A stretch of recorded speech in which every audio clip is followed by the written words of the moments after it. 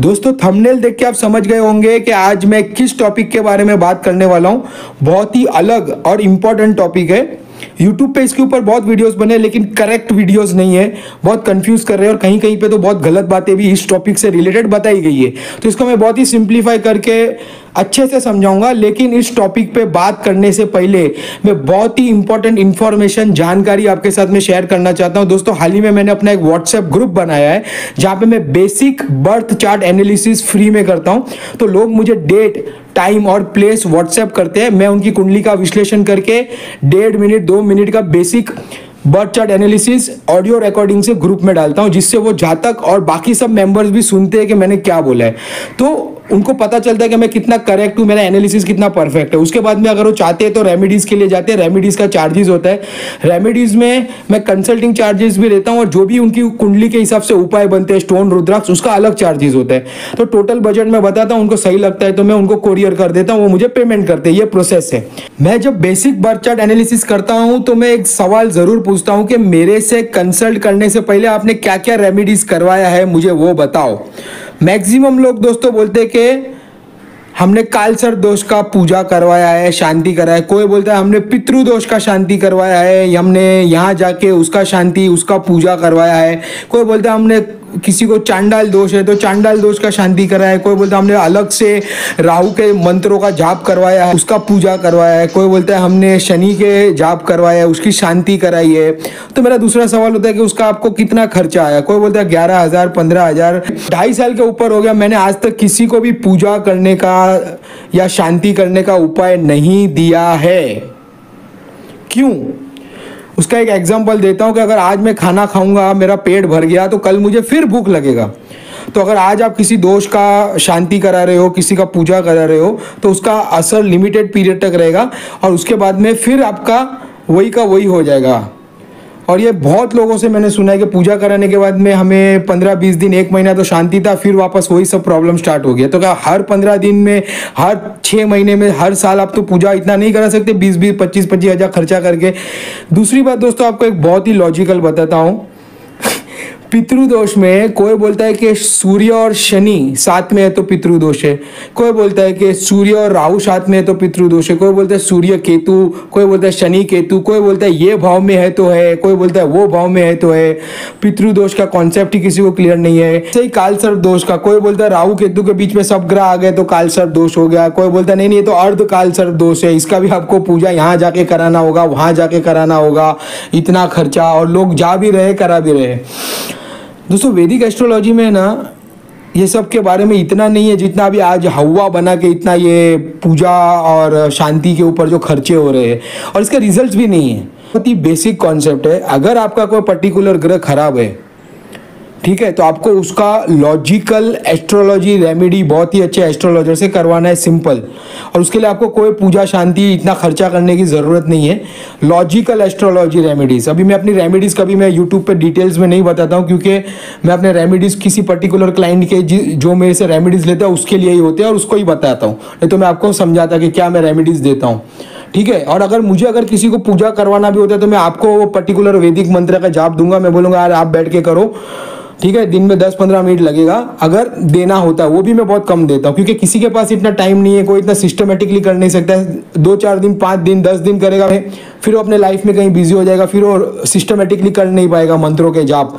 तो वो भी मैं किसी को नहीं देता। अच्छा कोई करेगा तो भी उसका उच्चारण करेक्ट नहीं करेगा तो भी प्रॉब्लम होता है। इसके लिए सब चीज़ों से मैं दूर रहता हूँ। मैं बहुत ही लॉजिकल उपाय देता हूँ जिससे रेमेडीज का रिजल्ट आता ही है, और कभी कम आता है, कभी ज़्यादा आता है, लेकिन आता है। अभी आगे की बात करते हैं। जिन्होंने रेमेडीज नहीं लिए उनके बारे में एक छोटी सी बात मैं आपको बताना चाहता हूँ। एक एग्जांपल दूंगा। देखो दोस्तों, आपको अगर बुखार है, आप डॉक्टर के पास जाओगे, ब्लड चेक करेगा डॉक्टर, और पता चला कि आपको मलेरिया है, तो आप क्या करोगे? कि आपको मलेरिया का दवा लेना पड़ेगा ना उसको ठीक करने के लिए। तो वैसे ही अगर आप बेसिक बर्थ चार्ट एनालिसिस से कन्विंस हो और सब बातें सही बताई जा रही है, और मेरा बाकी का एस्ट्रोलॉजी का वीडियोस देखो, रिकॉर्ड्स देखने के बाद में आपको रेमेडीज के लिए भी जाना चाहिए। अगर आप रेमेडीज के लिए नहीं जाएंगे और बेसिक बर्थ चार्ट एनालिसिस जान लेंगे तो उससे आपको फर्क क्या पड़ेगा, मुझे वो समझ में नहीं आ रहा है। तो पता नहीं क्या ऐसा सोचते हैं और रेमेडीज नहीं कराते। मैं आपको एक बहुत ही अच्छा इंसिडेंट शेयर करता हूँ। मैं रहता हूँ मसगांव में, मुंबई में मसगांव। तो यहाँ पे मेरे क्लाइंट बने हैं, इनसे मैं बर्थ चार्ट एनालिसिस किया इनका, और इनको मैंने बताया कि आपका total remedies including consultancy charges, stone, rudraksha, जो भी उनका रेमेडीज था 18,000 रुपये का खर्चा था। तो इन्होंने बोला ठीक है मैं सोच के बताता हूँ। फिर 1-1.5 महीने के बाद में कुदरती ऐसे ही मुझे कहीं पे वो मिल गए।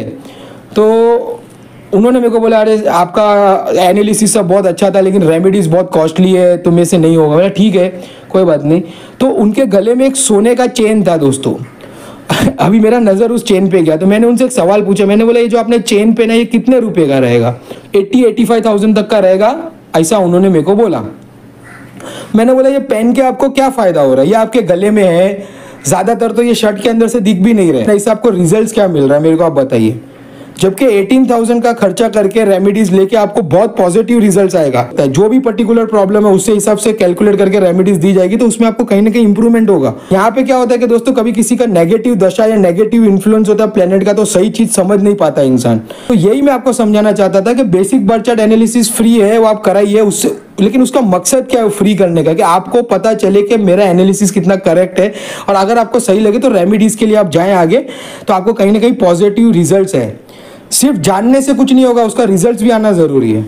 बस इतनी सी बेसिक इंफॉर्मेशन मेरे को आपको देना था। अभी हम बात करते हैं आज के टॉपिक की। आज का टॉपिक दोस्तों बहुत ही अलग है, नपुंसक योग वर्सेस कामुक योग। दोस्तों मैच मेकिंग होता है, बड़े बड़े एस्ट्रोलॉजर 11,000 25,000 मैच मेकिंग का लेते हैं। बड़े बड़े लोग होते हैं, करोड़पति लोग, अपनी लड़की लड़के का कुंडली लेके जाते हैं, मैच मेकिंग करते हैं। सबसे पहले मैच मेकिंग में होता है गुण मिलान। गुण मिलान मतलब 36 में से कितने गुण मिले। तो अगर 36 में से 27 गुण 30 गुण मिले तो ये मैरिज को 75-80% वहीं पे ओके कर देते कि यार इतने सारे गुण मिल गए। दूसरा, अगर कोई अच्छा एस्ट्रोलॉजर होगा तो देखेगा कि नाड़ी दोष तो नहीं है, क्योंकि नाड़ी दोष होने से संतान से रिलेटेड प्रॉब्लम होता है, संतान होता नहीं है और होने के बाद में भी संतान से रिलेटेड लाइफ भर प्रॉब्लम होता है अगर कुंडली में नाड़ी दोष है। तो इसके बारे में कभी डिटेल में अलग वीडियो बनाऊंगा। तो पहला देखना है गुण मिलान कितने गुण मिले, सेकंड नाड़ी दोष, उसके बाद में इंडिविजुअल कुंडली को देखा जाता है कैसा क्या है। तो इंडिविजुअल कुंडली में भी एस्ट्रोलॉजर क्या देखता है कि लड़के का फाइनेंशियल पोजीशन क्या है, उसका कामकाज क्या है, ये सब बातें सब देखी जाती है। लेकिन मैं आपको बताता हूँ मैक्सिमम एस्ट्रोलॉजर इस चीज को तो देखते भी नहीं है, या तो उनको पता भी नहीं होगा कि नपुंसक योग कैसा कौन से प्लेनेट के कॉम्बिनेशन से होता है, मैक्सिमम एस्ट्रोलॉजर। अभी मैं आपको एक सिचुएशन बताता हूँ कि एक लड़का और एक लड़की का शादी हो रहा है, ठीक है, 30 गुण मिले, चलो एग्जांपल के लिए 36 में से 30 गुण मिले, हर तरीके से इंडिविजुअल कुंडली सही है, लेकिन लड़के की कुंडली में बहुत ही ज्यादा नपुंसक योग आ गया, मतलब 75% से भी ज्यादा नपुंसक योग है। तो ये सब गुण मिलना, अच्छा फैमिली में शादी होना, अच्छा फाइनेंशियल स्टेटस का क्या मतलब है, समझ रहे कि नहीं आप। फिर वहां पे मैरिड लाइफ में प्रॉब्लम होती है, फिर बोलते हैं कि यार एस्ट्रोलॉजी का सब कुंडली हमने मिलान किया इतने अच्छे एस्ट्रोलॉजर को दिखा के, लेकिन कुछ काम नहीं आया। तो यहाँ पे मैं समझाऊंगा नपुंसक योग क्या होता है। अभी यहाँ पे और एक डिस्क्लेमर मैं दे रहा हूँ, ये बहुत ध्यान से सुन लेना दोस्तों कि ये जो नपुंसक योग में बता रहा हूँ ये मैं ग्रहों का कॉम्बिनेशन से बता रहा हूँ, लेकिन हर कुंडली को अलग तरीके से देखना। अगर किसी की कुंडली में योग बना इसका मतलब ये नहीं कि वो 100% नपुंसक ही है। और अगर समझो कि फॉर एग्जाम्पल किसी लड़का और लड़की का शादी हो रहा है और किसी लड़के की कुंडली में ये योग आ गया और वो लड़की ने कैंसिल कर दिया और लड़का डंडा लेके मेरे को ढूंढने लग गया कि किधर है ये, ऐसा नहीं होना चाहिए। मैं आपको समझाता हूं, ध्यान से समझ लेना कि अगर ये दो ग्रह का कॉम्बिनेशन है तो बहुत ज्यादा चांसेस है, 100% नहीं, मैं बोल रहा हूं बहुत ज्यादा चांसेस है कि नपुंसक योग है। लेकिन इसका कैंसिलेशन भी होता है, इसका योग में कमी भी आता है। कैसा, किसी पॉजिटिव ग्रह का दृष्टि इस पे आ गया, वो किसी बहुत वीक डिग्रीज पे वो दोनों का कॉम्बिनेशन हो रहा है।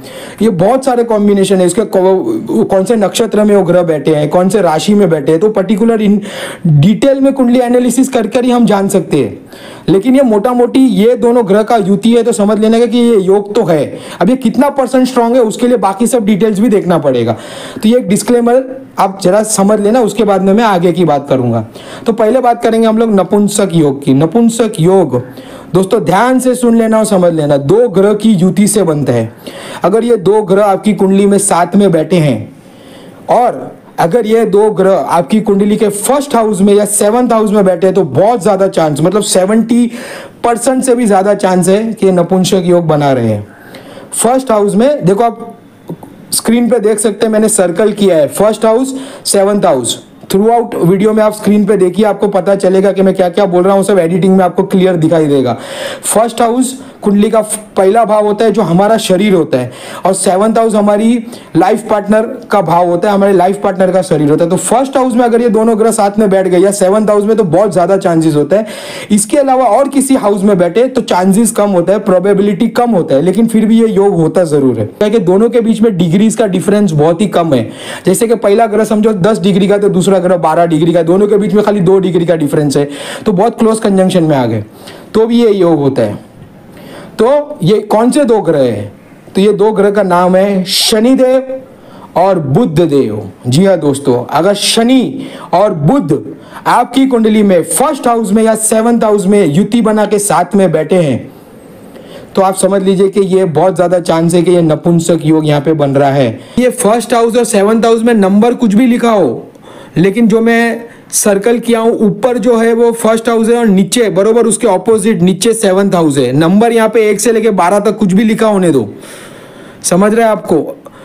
लेकिन शनि और बुध साथ में बैठ गए और क्लोज कंजंक्शन में, मतलब डिग्रीज के बीच में डिफरेंस बहुत कम है, तो ये योग बन गया। अब ये कितना स्ट्रांग बना, कितना वीक बना, कितना कैंसिल हो रहा है, बहुत सारे फैक्टर्स पे डिपेंड करता है, इंडिविजुअल टू इंडिविजुअल डिपेंड करता है। वो तो पर्टिकुलर बर्थ चार्ट देख के ही हम परफेक्ट बता सकते हैं, लेकिन ये दोनों कॉम्बिनेशन के ग्रह से ये योग बन गया। तो अगर ये योग है तो आपको एक बार अच्छे ज्योतिष से, हो सके तो मेरे से ही आप बता सकते हैं, मेरा तो सब डिटेल्स आपके पास ही है, तो आप जरूर कंसल्ट करना। तो उसमें डिटेल में समझाया जाएगा कि ये योग है कि नहीं है तो कितना प्रतिशत है, उसका क्या क्या उपाय किया जा सकता है। नपुंसक का मतलब आप सबको पता ही होगा कि इसके अंदर सेक्सुअल डिजायर कम होती है बहुत। अभी जितना ये योग पावरफुल होता है उतनी कम होती है। अगर ये 10% है तो 10% ही कम होगी, अगर ये 70% स्ट्रांग योग है तो 70% सेक्सुअल डिजायर कम होगी। ठीक है दोस्तों, अभी बात करते हैं दूसरे योग की, कामुक योग। अभी इसका बिल्कुल उल्टा है, जिसमें सेक्सुअल डिजायर बहुत ज्यादा होती है। अभी ये भी कुछ ज्यादा अच्छा योग नहीं है, क्योंकि अगर समझो कि किसी लड़का और लड़की का मैरिज डिसाइड हो गया और कामुक योग है, तो ऐसा भी हो सकता है कि लड़का मल्टीपल अफेयर्स भी करता हो। ठीक है ना, तो यहाँ पे भी ध्यान देना, कैसे नहीं कि कामुक योग है तो ये अच्छा है और नपुंसक योग खराब हो गया। और फिर से वही डिस्क्लेमर कि सिर्फ ये दोनों ग्रह की कॉम्बिनेशन से हमें कामुक योग नहीं देखना, हमें और बहुत सारी डिटेल्स भी देखनी है, कौन से ग्रह की दृष्टि पर है, कौन से नक्षत्र में, कौन सी राशि में है, क्या क्या कॉम्बिनेशन है। हर एक इंडिविजुअल पे अलग अलग डिपेंड करता है, लेकिन अगर ये दोनों ग्रह का कॉम्बिनेशन है तो ये योग तो बन गया। अभी कितना % स्ट्रांग बना है वो डिपेंड करता है पर्सन टू पर्सन। तो अभी बात करते हैं कामुक योग कौन से 2 ग्रह का कॉम्बिनेशन से बनता है। तो दोस्तों ये 2 ग्रह है मंगल और शुक्र। जी हाँ दोस्तों, मंगल और शुक्र। मंगल एक एग्रेसिव प्लेनेट है जिसे मेल प्लेनेट कहा जाता है, एक सेनापति मेल प्लेनेट जिसके अंदर जबरदस्त करेज होता है, और शुक्र एक फीमेल प्लेनेट होता है। तो मंगल और शुक्र अगर फर्स्ट हाउस में या 7th हाउस में है तो ये बहुत ज्यादा कामुक योग बनता है, जिसके अंदर ऐसे लोगों के अंदर सेक्सुअल डिजायर बहुत ज्यादा होती है। लेकिन फर्स्ट और 7th हाउस के अलावा और किसी हाउस में भी बना तो भी ये योग तो जरूर बना। कितना % बना, कितना % स्ट्रांग है, कितना % वीक है, वो तो वापस इंडिविजुअल टू इंडिविजुअल डिपेंड करेगा। तो दोस्तों आज का वीडियो बहुत ही इंपॉर्टेंट, बहुत ही अलग था। अभी इसके अंदर और भी ऐसा होता है पार्शियल कामुक योग, पार्शियल क्या बोलते हैं नपुंसक, लेकिन उतना डिटेल में और उतना कंफ्यूज करके मतलब नहीं है। मेन कब बनता है वो मैंने समझाने की कोशिश की, और कौन से ग्रह के कॉम्बिनेशन से बनता है। तो अगर कहीं पे अगर आपका मैच मेकिंग हो रहा है तो ये दोनों योग पे जरूर देखना, और बनने के बाद में इसका कैंसिलेशन हो रहा है कि नहीं वो भी आप अच्छे एस्ट्रोलॉजर से कंसल्ट करके जरूर देखना। ठीक है दोस्तों, तो आज के लिए इतना ही। आपने पूरा वीडियो देखा उसके लिए बहुत बहुत शुक्रिया। प्लीज चैनल को सब्सक्राइब करो और लाइक और शेयर तो जरूर करना। शेयर करने को दोस्तों हार्डली 2 मिनट लगता है, नीचे शेयर का बटन है, दबाओ, व्हाट्सएप ग्रुप में डालो, फेसबुक में डालो, 2 मिनट लगता है यार। वीडियो बनाने को देखो कितना टाइम लग रहा है, तो प्लीज आप जरा समझिए, शेयर जरूर करिए। And thanks a lot for watching this video.